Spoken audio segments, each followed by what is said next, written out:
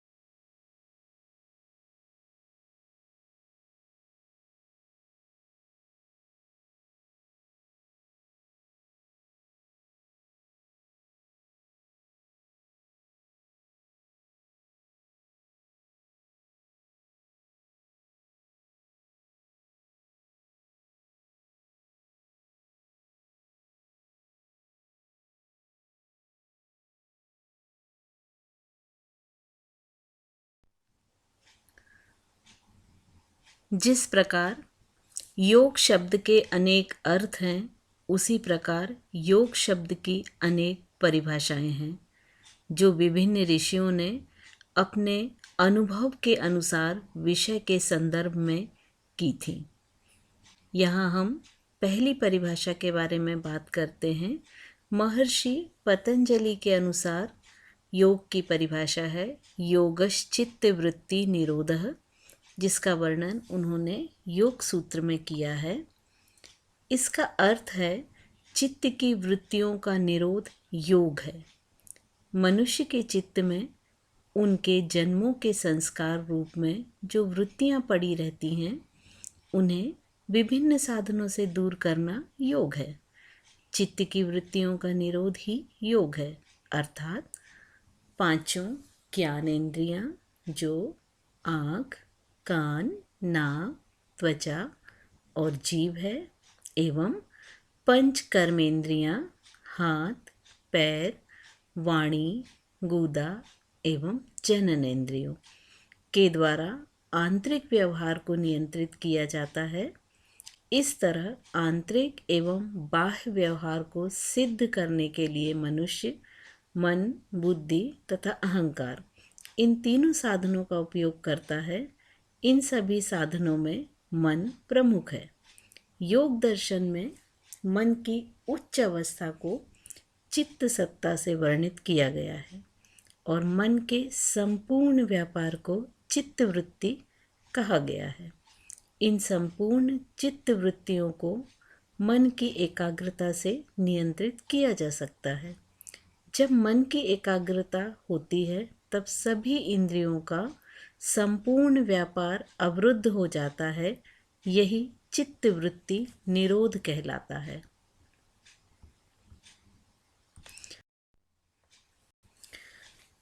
महर्षि पतंजलि ने योग की दूसरी परिभाषा दी है तदा दृष्टि स्वरूपे वा स्थानम, अर्थात तब वृत्तियों का निरोध होने पर दृष्टा के स्वरूप में अब स्थिति होती है।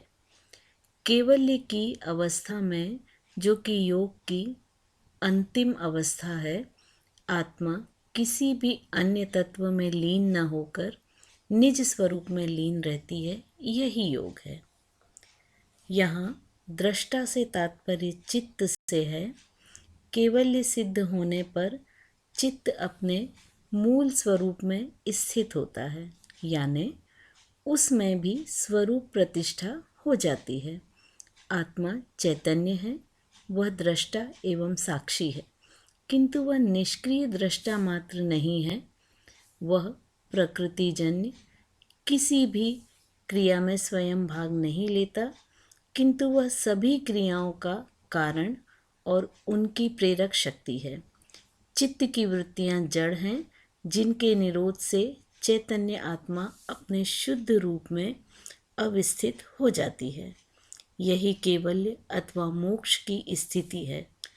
जिस प्रकार शुद्ध स्वर्ण में मिलावट करने पर विभिन्न प्रकार के स्वर्णाभूषण बनाए जाते हैं, परंतु उनके परिशोधन से मिलावट को निकालकर पुनः शुद्ध स्वर्ण प्राप्त किया जाता है। ऐसी ही प्रक्रिया योग की है, जिसमें प्रकृति अन्य समस्त तत्वों को अलग कर शुद्ध आत्म तत्व की उपलब्धि की जाती है। इसमें आत्मा अपने स्वरूप में स्थित हो जाती है, जो उसका शुद्ध स्वरूप है।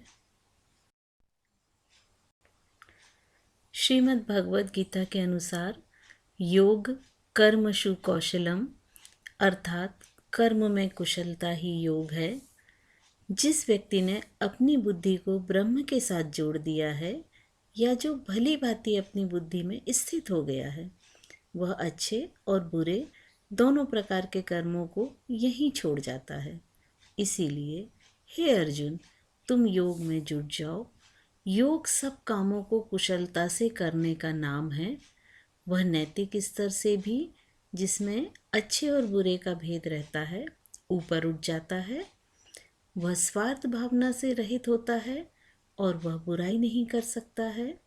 शंकराचार्य के मतानुसार व्यक्ति द्वारा जो भगवान में अपने मन को लगाकर उचित कर्तव्यों का पालन कर रहा हो, सफलता और विफलता में मन को समान बनाए रखने का नाम योग है।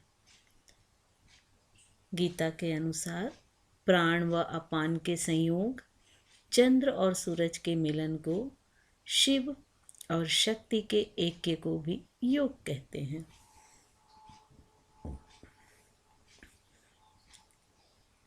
गीता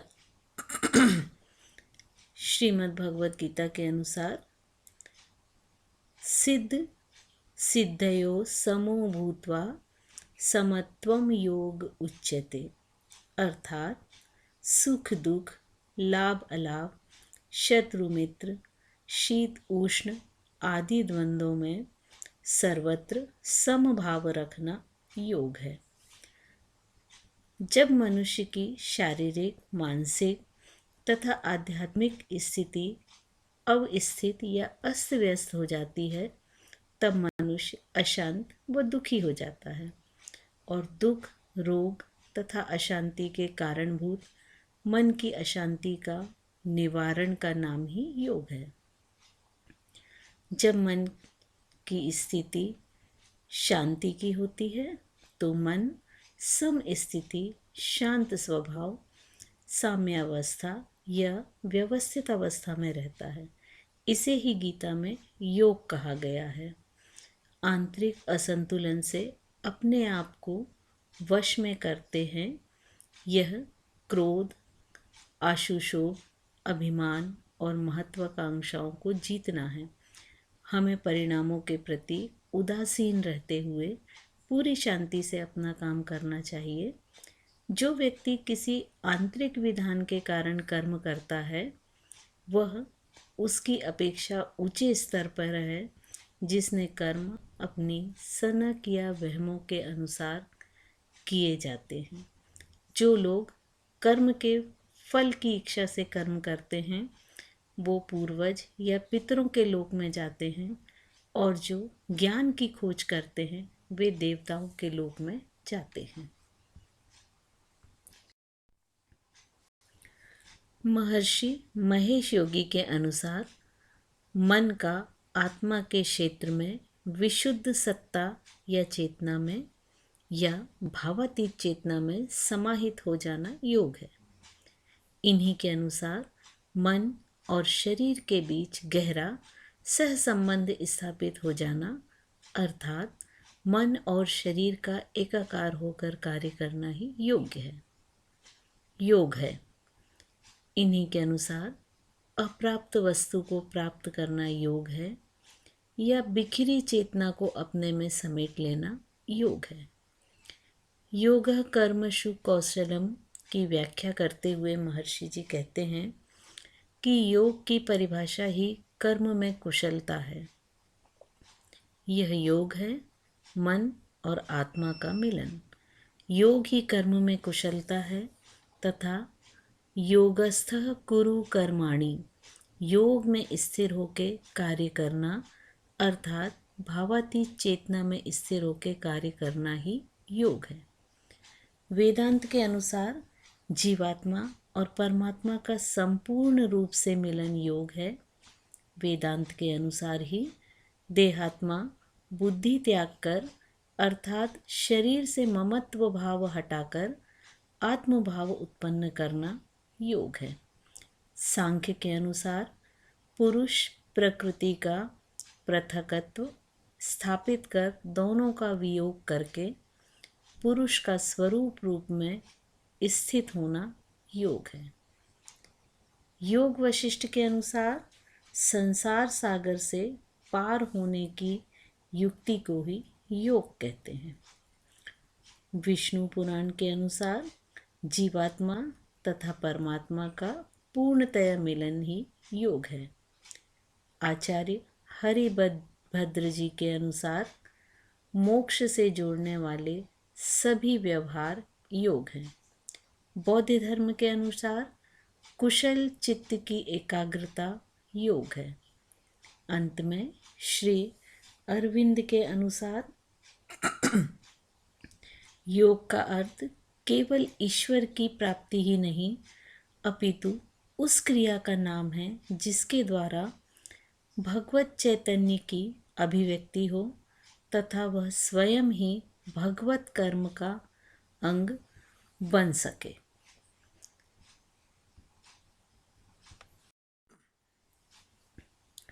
अतः योग शब्द का अर्थ एवं योग शब्द की परिभाषा विभिन्न रूपों में दी गई है। सभी का एक मूलभूत उद्देश्य जीवन को सुखी बनाना, जीवन से अत्यंतिक दुख निवृत्ति के मार्ग इन सभी परिभाषाओं में समाहित हैं। इसके आगे हम योग के उद्देश्यों को देखते हैं। योग का एक उद्देश्य है मानसिक शक्ति का विकास करना। जब हम लगातार योग को करते हैं तो हमारी सकारात्मकता विकसित होती है और जिससे हमारी रचनात्मकता का विकास होता है। आज सिर्फ भारत ही नहीं बल्कि संपूर्ण विश्व में तनाव है, अशांति है, लड़ाई झगड़े हैं। उसका एकमात्र कारण है मानव का शारीरिक व मानसिक रूप से अस्वस्थ होना। जितने सभ्य, उन्नत व विकसित देश हैं उनके अधिकांश नागरिक रात को नींद की गोलियां लेकर सोते हैं। मन को शांत रखने के लिए मादक द्रव्यों का सहारा लेते हैं। धूम्रपान, शराब आदि का प्रचलन अत्यधिक मात्रा में बढ़ता जा रहा है। योग का उद्देश्य मानव के तनाव का प्रबंधन कर उसे तनाव मुक्ति की ओर ले जाना है। वर्तमान में योग की आवश्यकता अधिक हो गई है क्योंकि आज दूषित वातावरण, प्रदूषित पर्यावरण, फास्ट फूड एवं डिब्बाबंद भोज्य पदार्थ, विटामिन और प्रोटीन रहित खानपान, बदलता परिवेश और विकृत मानसिकता, इन सभी ने हमारे संपूर्ण स्वास्थ्य को प्रभावित किया है। आज वैज्ञानिकों ने अनेकों सुख सुविधाओं से मानव जीवन को भर दिया है, वहीं यह हमें नकारात्मकता से भर रहा है। अतः हमें योग की आज अधिक आवश्यकता है। योग द्वारा हम वर्तमान पीढ़ी को ही नहीं, आने वाली पीढ़ियों को भी सही सोच व सच्चा मार्गदर्शन दे सकते हैं। योग हमारी चेतना को विकसित करता है और हमारे दृष्टिकोण का विकास करता है। हमारे दृष्टिकोण को संकुचित दायरे से निकालकर वृहद दृष्टिकोण की ओर अग्रसर करता है।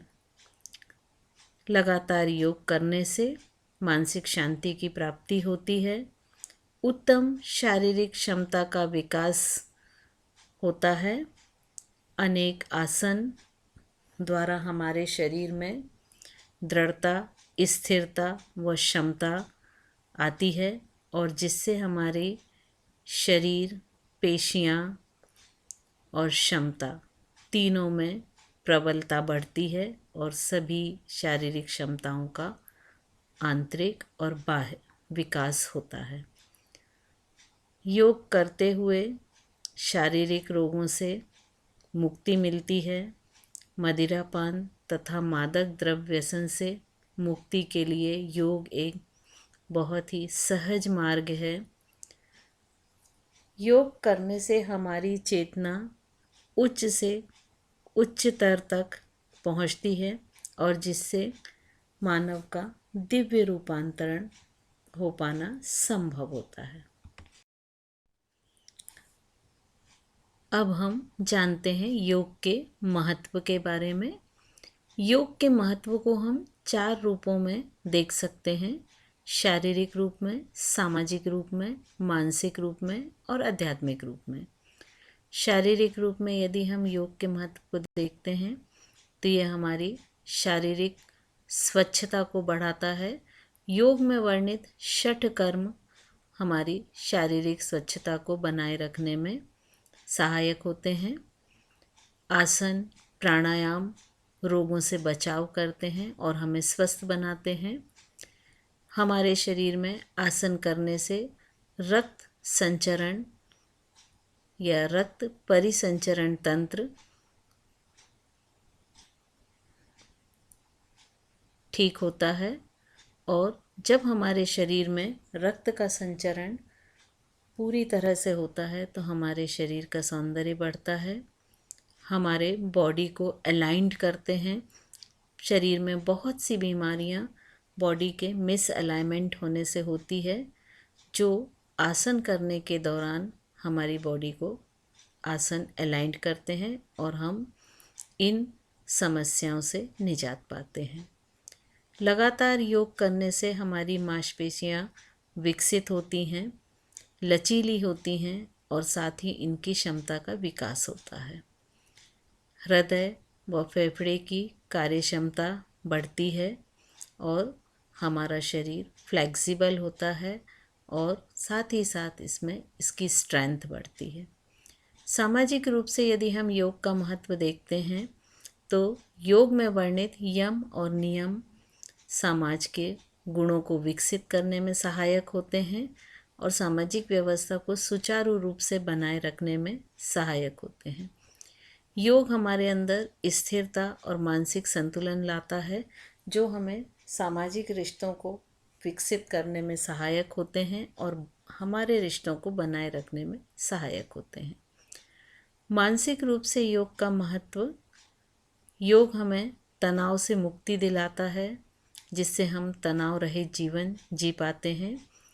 योग की बहुत सारी क्रियाएं जैसे बैलेंसिंग आसन या त्राटक एकाग्रता बढ़ाने में सहायक होते हैं। योग की क्रियाएं याददाश्त बढ़ाने में भी सहायक होती हैं और ये हमारी सहन शक्ति को बढ़ाती हैं। आध्यात्मिक रूप से यदि हम योग के महत्व को जानते हैं तो जब हम लगातार योग की क्रियाएं करते हैं तो हमारे अंदर आध्यात्मिक गुणों का विकास होता है, हमारी सजगता धीरे धीरे बढ़ती है, जो कि हमारे ध्यान को बढ़ाने में सहायक होती है और हमारे अंदर विकसित हो रहे आध्यात्मिक गुण हमें नैतिकता की ओर ले जाकर हमारे नैतिक गुणों को विकसित करने में सहायक होते हैं। आइए अब हम जानते हैं योग के बारे में जो प्रचलित गलत धारणाएं हैं। आज योग के बारे में अनेक प्रकार की गलत धारणाएं फैली हुई हैं। बहिरात्मा से अंतरात्मा तथा स्थूलता से सूक्ष्मता की ओर जाना ही योग है। चित्त वृत्तियों का निरोध योग है, क्योंकि चित्त की वृत्तियां हमें स्थूलता की ओर लेकर जाती हैं और हम स्थिर मन की ओर जाने के बजाय मन बहिर्मुखी होता चला जाता है। जितना मन बहिर्मुखी होता जाता है उतना चित्त में अस्थिरता आती जाती है और रज और तम की मात्रा उतनी ही बढ़ती जाती है। जैसे जैसे हम चित्त को अंतर्मुखी करते जाएंगे उतना ही हमारे अंदर सत अर्थात सम्यक ज्ञान और सम्यक दर्शन बढ़ता जाएगा और आत्मदर्शन प्राप्त कर निर्विकल्प अवस्था को प्राप्त कर सकेंगे। गलत धारणाओं को जानने से पहले आइए हम जानते हैं सबसे पहले कि योग और प्रचलित व्यायाम में क्या अंतर है। योग भारतवर्ष की प्राचीन वैज्ञानिक और सर्वोत्तम विद्या है। योग साधना करने से अंतःकरण शुद्ध होता है। योग वृत्तियों की समाप्ति होकर समाधि की प्राप्ति होती है। यह स्थिति मानव जीवन की वह उच्चतम स्थिति है जहाँ सिर्फ आनंद, सुख तथा शांति ही रह जाती है। उसके दुख सदा के लिए दूर हो जाते हैं। जीवन के पग पग पर दुख, दर्द और यातनाओं को अनुभव करने वाले मानव जीवन के लिए योग विश्राम धाम और सुखी जीवन जीने की श्रेष्ठ कला है। योग संपूर्ण जीवन प्रबंधन की कला सिखाता है, वहीं व्यायाम सिर्फ शारीरिक प्रबंधन है। योग से व्यक्ति की आयु लंबी होती है। विकारों को शरीर से बाहर करने की अद्भुत शक्ति योग में होती है। शरीर सुंदर व स्वस्थ बनता है। व्यायाम केवल मांसपेशियों पर ही प्रभाव डालते हैं, जिससे केवल बाहर दिखने वाला शरीर ही बलिष्ठ दिखाई देता है। अंदर के तंत्र कमजोर हो जाते हैं, जिससे व्यक्ति अधिक समय तक स्वस्थ नहीं रह पाता है। उसकी आंतरिक शक्ति क्षीण हो जाने के कारण उसे रोग जल्द ही पकड़ लेते हैं। योग में शारीरिक, मानसिक तथा भावनात्मक प्रक्रिया करते हैं। आसनों के अभ्यास में मन, शरीर व भावनाओं को संतुलित किया जाता है, लेकिन व्यायाम में सिर्फ शारीरिक क्रिया करते हैं। योग करने के लिए केवल एक दरी, कंबल या चादर की ही आवश्यकता होती है। वहीं व्यायाम करने के लिए स्थान तथा साधनों की आवश्यकता पड़ती है। वैदिक दर्शनों में एक योग दर्शन है, लेकिन व्यायाम के पीछे इस तरह का कोई व्यापक दृष्टिकोण नहीं है। योग करने से साधक अंतः जगत से जुड़ जाता है तथा उसकी आंतरिक सजगता का विकास होता है, जिससे साधक का आध्यात्मिक विकास होता है। वहीं व्यायाम व्यक्ति को बाह्य जगत से जोड़ता है, केवल शारीरिक विकास होता है। योग 10 वर्ष से लेकर जीवन पर्यंत तक कर सकते हैं और उसका लाभ उठा सकते हैं, जबकि व्यायाम, कसरत या खेल का लाभ केवल बच्चे व युवा ही ले सकते हैं। योग शरीर की स्थिरता को बनाए रखता है। इसमें ऊर्जा शक्ति का व्यय कम होता है, जिससे लैक्टिक एसिड का स्तर भी कम होता है, जबकि व्यायाम शरीर की गतिशीलता को बढ़ाता है। इससे ऊर्जा शक्ति का ह्रास अधिक होता है तथा लैक्टिक एसिड का स्तर बढ़ता है। व्यायाम करते समय सांसों पर पूर्ण सजगता बनाए रखते हैं तथा श्वास स्थिर व शांत होती है। हृदय की गति सामान्य बनी रहती है। वहीं अन्य विधाओं में सांसों पर ध्यान केंद्रित नहीं किया जाता है। श्वास तेजी से चलती है, जिससे हृदय की धड़कन तेज हो जाती है।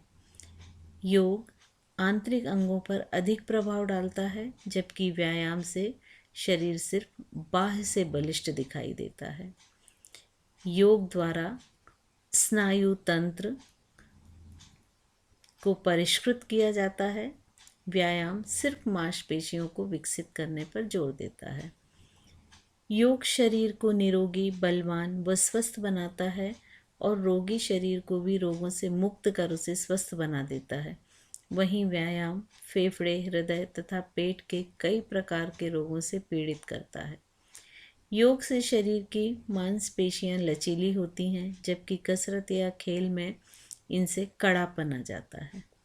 योग धीमी गति से किया जाता है, अतः श्वास गति अधिक तेज नहीं होती है और शरीर के सभी अंगों में रक्त प्रवाह बारी बारी से घनीभूत होता जाता है, जिससे सहन शक्ति बढ़ती है।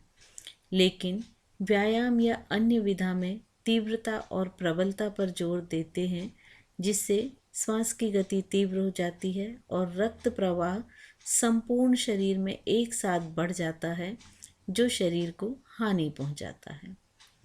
योगासनों के अभ्यास में मेरुदंड को विभिन्न कोणों से प्रसारित व आकुंचित कर उसमें प्रवाहित होने वाले रक्त संचारण तथा रासायनिक पदार्थों को परिष्कृत किया जाता है। ज़्यादातर व्यायामों में यह स्थिति नहीं होती है और न ही इस प्रकार का कोई दृष्टिकोण है। योगासनों द्वारा शरीर पर पड़ने वाले गुरुत्वाकर्षण के प्रवाह को संतुलित किया जाता है। व्यायाम में ऐसा नहीं है। प्रत्येक आसन किसी न किसी अंतःस्रावी ग्रंथि को सक्रिय करता है। व्यायाम में ऐसा नहीं है। योग से बुद्धि का विकास होता है, स्मरण शक्ति, मानसिक शक्ति व एकाग्रता विकसित होती है। इंद्रियों को वश में करने की शक्ति प्राप्त होती है, जिससे जीवन में सुख व शांति आती है। अन्य विधाओं से बुद्धि का विकास नहीं होता है, मानसिक संतुलन विकसित नहीं होता है तथा इंद्रियों पर नियंत्रण नहीं रहता है। योग से शरीर की रोगनाशक शक्ति का विकास होता है, जिससे शरीर किसी भी विजातीय द्रव्य को अंदर रुकने नहीं देता, उसे तुरंत बाहर निकाल देता है। फलस्वरूप व्यक्ति रोग मुक्त रहता है। इसके अलावा कुछ अन्य गलत धारणाएं इस तरह से हैं, जैसे धार्मिकता। योग एकमात्र ऐसा धर्म है जो किसी विशेष संप्रदाय से नहीं जुड़ा है। हर संप्रदाय के लोग इसका पालन करके अपने जीवन को सुख, शांति, संतोष तथा आनंद से भरकर अपने जीवन के अंतिम लक्ष्य मुक्ति को प्राप्त कर सकते हैं। बीमारियां, यह एक भ्रांति है कि योग केवल स्वस्थ व्यक्ति ही कर सकते हैं, लेकिन योग बीमारियों के उपचार में भी सहायक है। यह रोग प्रतिरोधात्मक शक्ति को विकसित करता है, अंतःस्रावी ग्रंथियों से स्रावित होने वाले हार्मोन्स के स्राव को संतुलित करता है, जिससे शरीर निरोगी रहता है तथा मानसिक रूप से स्वस्थ व संतुलित रहता है। युवा अवस्था में आवश्यक नहीं है। योग लगभग 10 वर्ष की आयु से लेकर व्यक्ति जीवन पर्यंत तक कर सकता है। अधिक उम्र में योग शरीर को निरोगी रखता है। योग मांसपेशियों की शक्ति व लचक को बनाए रखता है। यह रोग प्रतिरोधात्मक शक्ति को बढ़ाता है। इसका मनुष्य के चरित्र पर उत्तम प्रभाव पड़ता है, जिससे युवा उत्तम स्वास्थ्य के साथ साथ चरित्रवान भी बढ़ता है। उसकी मानसिक व नैतिक शक्ति का विकास होता है, मन स्थिर होता है, जिससे सत्व गुण की प्रधानता बनी रहती है। योग का गहन ज्ञान न होना, योग के बारे में गहनतम जानकारी न होना उससे होने वाले लाभों को सीमित करता है। मन में अनेक भ्रांतियों का जन्म होता है। अनेक बार गलत ढंग से करने पर हानि की भी संभावना रहती है। योग की क्रियाओं की करने की सही जानकारी न होने पर कई बार लाभ की जगह हानि होने की संभावना रहती है। अतः यह आवश्यक है कि योग किसी कुशल योग निर्देशक के मार्गदर्शन में ही शुरू करना चाहिए। प्रचलित भ्रमात्मक जानकारी। शरीर के रोगों के लिए आसन, प्राणायाम व षटकर्म अचूक साधन हैं। जब भी विजातीय द्रव्यों के बढ़ जाने से शरीर के अंग उन्हें बाहर निकाल पाने में समर्थ नहीं होते हैं तो रोग का आरंभ होता है। इन विजातीय द्रव्यों को बाहर निकालने में योग का सहारा लिया जा सकता है और रोग मुक्त हुआ जा सकता है। सिर्फ आसन को ही योग समझना। योग का अर्थ सर्वसाधारण द्वारा केवल आसनों के संदर्भ में लिया जाता है, लेकिन योग इससे कहीं अधिक यम, नियम, आसन, प्राणायाम, प्रत्याहार, धारणा, ध्यान व समाधि तक है। यह एक ऐसी विद्या है जो मानव की चेतना को उच्च से उच्चतम स्थिति तक पहुंचाने में सहायक है। यह एक साधारण साधक को जीवन के अंतिम लक्ष्य मुक्ति तक पहुंचा सकता है।